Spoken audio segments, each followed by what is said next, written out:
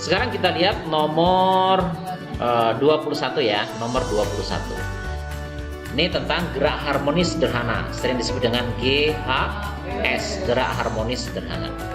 Manakah di antara pernyataan-pernyataan berikut yang memberikan ciri ya gerak harmonis sederhana?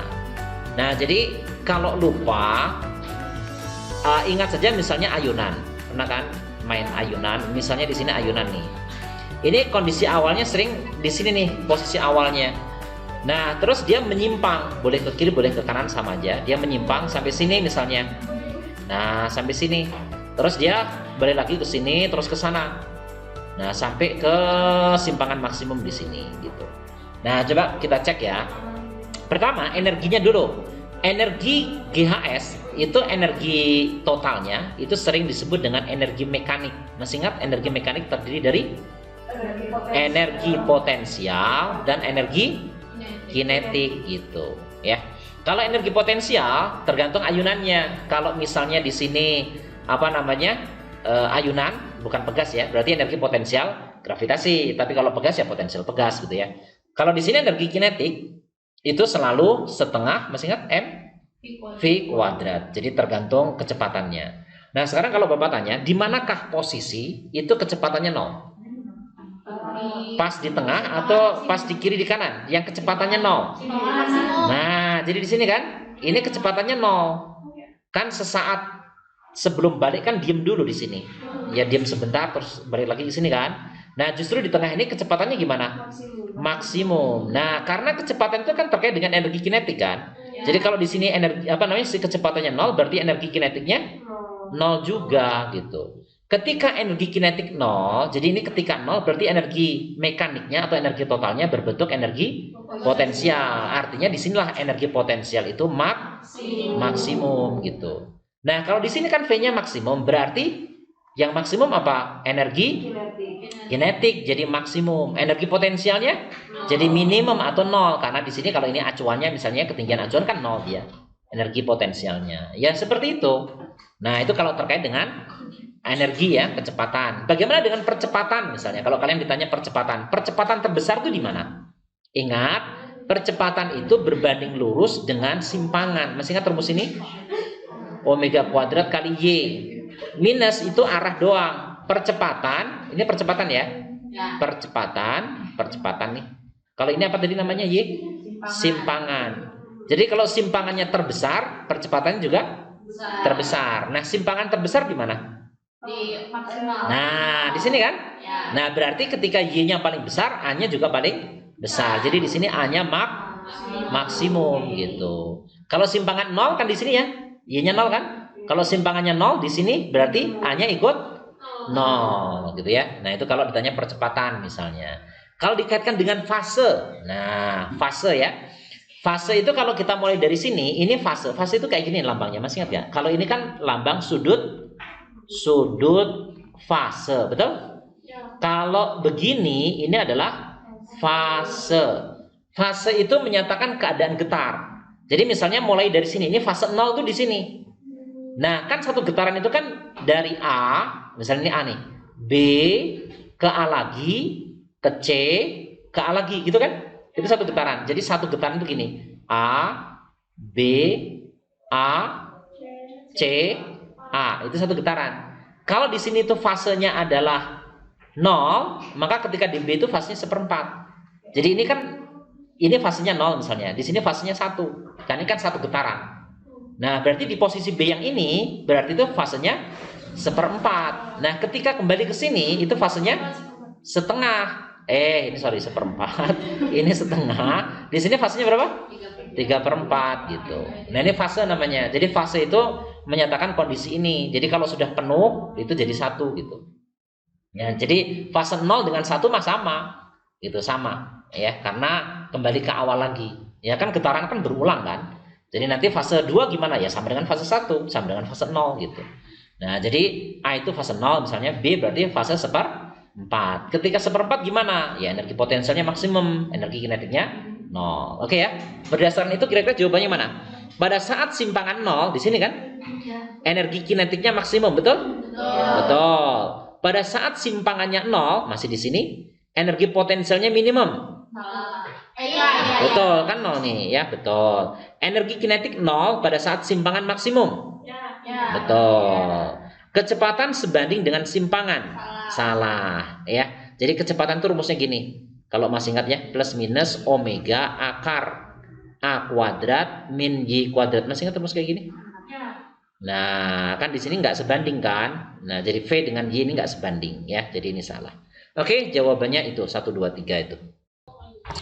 Nomor 22, diketahui persamaan simpangan gelombang berjalan sepanjang sumbu X berbentuk itu. Ini Bapak tulis ulang. Jadi simpangan itu sama dengan 0,4 sin 2pi 60T dikurangi 1,5 X gitu ya. Nah, di sini semua satuan dalam SI. Jadi sudah dalam SI.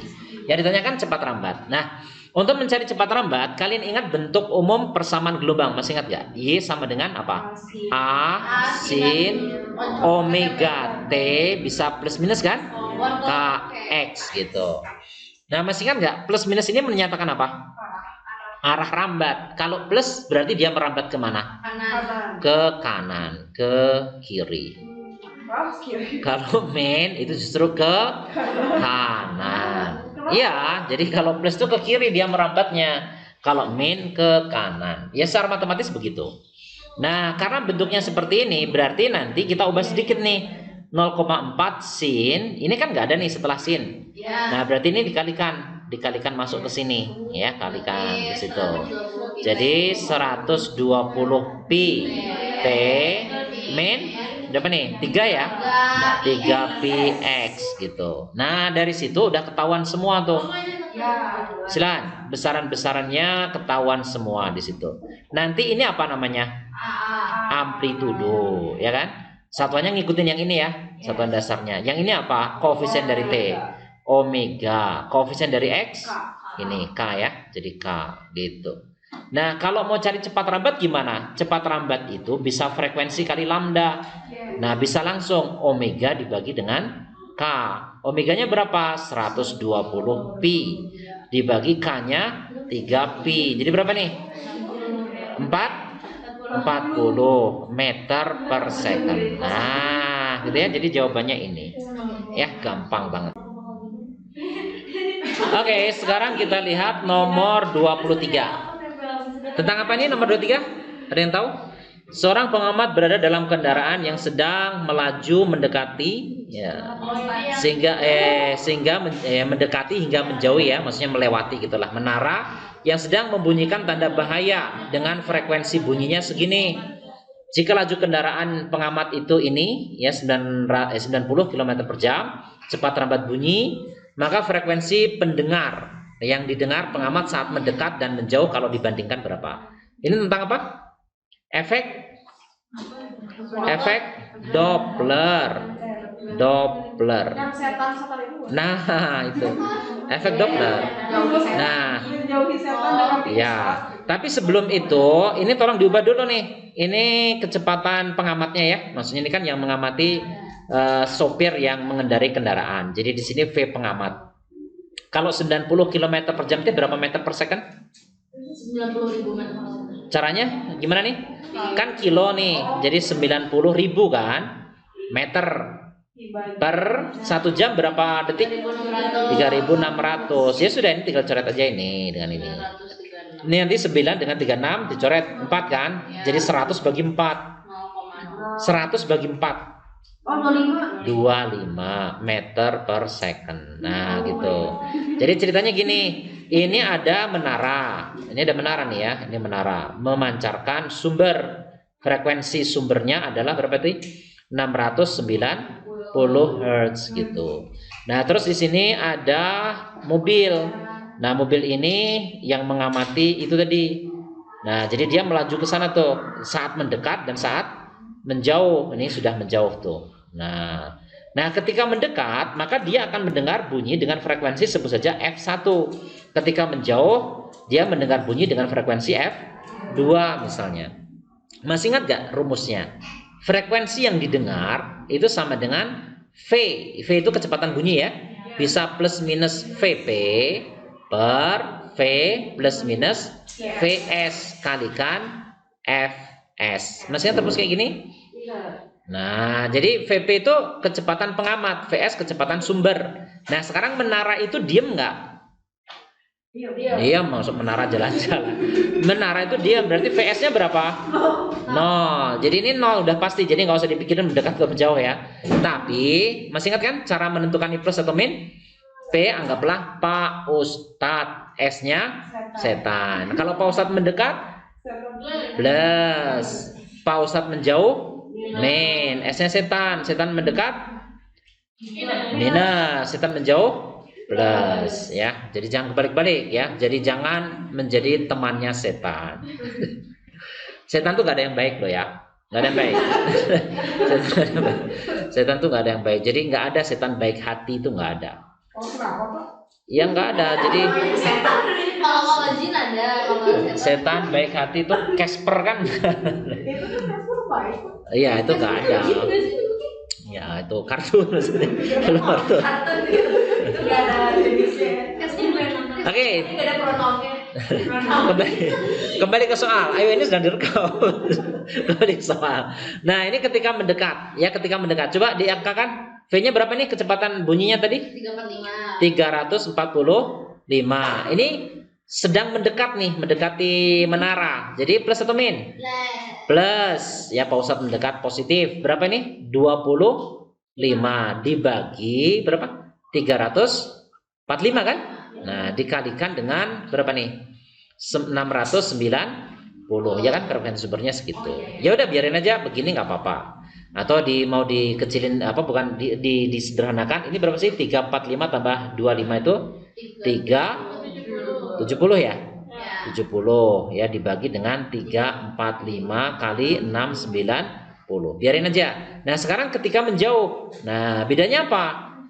Kalau menjauh di sini VP-nya jadi minus. Jadi 345 dikurangi 25 dibagi 345 dikalikan 690. Coba diringkas. Jadi 3 berapa itu? 320 ya.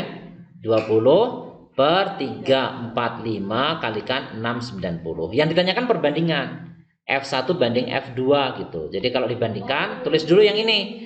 370 kalikan 690 itu 690 dibagi berapa? 345 kali ini kan di bawah, jadi dibalik yang ini 345 dibagi 320 kali 690. Ini kan habis kan? Habis, ini juga habis kan? Nah ini nolnya juga habis, jadi nanti 37 per 32 ya, 37 per 32. Cuman gini aja ya. Oke, nomor 24. Seorang penderita hipermetropi. Nah, ini kalian masih ingat hipermetropi itu rabun apa? Rabun dekat. Rabun dekat. Kalau rabun jauh? Miopi. Nah, itu rabun jauh. Ya, miopi. Jadi yang pakai kacamata itu miopi. Itu rabun jauh namanya. Jadi, nah memang kalau miopi itu anak-anak muda biasanya. Kalau sudah tua ini rabun dekat. Nah, jadi dari sini aja pasti kacamatanya apa dong? Kalau hipermetrop plus, ini kacamatanya plus. Yang ini pasti kacamatanya minus yang ini, gitu ya. Jadi kalau hipermetrop pasti plus. Cuman plusnya ini ada 3 kemungkinan. Nah, berarti harus dihitung. Nah, di sini jarak titik dekat, ya titik dekat dia itu 50 cm. Normalnya berapa? 30. Ini disebutkan ingin membaca ya 25. Ini normal ya, titik dekat normal begitu. Tentukan kekuatan lensa kacamata yang harus dikenakan. Jadi maksudnya gini, kan orang itu mau meletakkan misalnya dia mau baca tuh ya, di sini buku. Dia harus meletakkan buku itu 25 cm di depan matanya. Jadi S-nya, ini bukunya ya. Jarak buku ke mata itu 25 cm. Tapi kan nggak kelihatan. Nah, dibantu oleh kacamata. Oleh kacamatanya dibuatkan di bayangan yang dia mampu untuk melihat. Nah, bayangannya di sini nih. 50. Jadi dia megang bukunya tetap 25. Jadi dia megang begini ya, tetap 25 nih. Ini jaraknya 25. Tapi sebenarnya yang dilihatnya bukan ini. Yang dilihat apa ketika pakai kacamata? bayangannya. Jadi sebenarnya menipu sebenarnya. Bukunya di sini. Ini 25 nih, tapi kan buram, melihatnya buram. Nah, oleh kacamatanya dibantu, dibuatkan bayangan di sini. Jadi bayangan yang dia mampu 50 cm kan? Nah, jadi yang dilihat tuh bayangannya. Bayangannya, kan dia mampunya 50 cm. Nah, makanya di sini S aksennya 50 cm. Tapi kan dia maya. Jadi di sini harus dikasih tanda min. Ya, karena bayangannya maya. Maya itu tegak. Kan nggak mungkin jadi terbalik. Kalau terbalik kan jadi nanti lihatnya terbalik. Nggak bisa. Jadi ini harus minus ya, artinya maya. Nah, berapa jarak fokusnya? Tinggal diterapkan rumus biasa. Masih ingat rumus lensa? Seper F sama dengan seper S ditambah seper S aksen. Ini kan zaman SMP udah ada. Waktu kalian masih kecil-kecil tuh. Zaman SMP. Nah, jadi tinggal 1/25 dikurangkan ini ya, 1/50. Nah, jadi berapa nih? Jadi ini kan 2/50 kan? Jadi 2 dikurang 1/50 ya, 1/50 ya. Nah, 1/50 berarti fokusnya berapa? Ya, fokusnya 50 cm. Nah, ini 50 cm positif ya.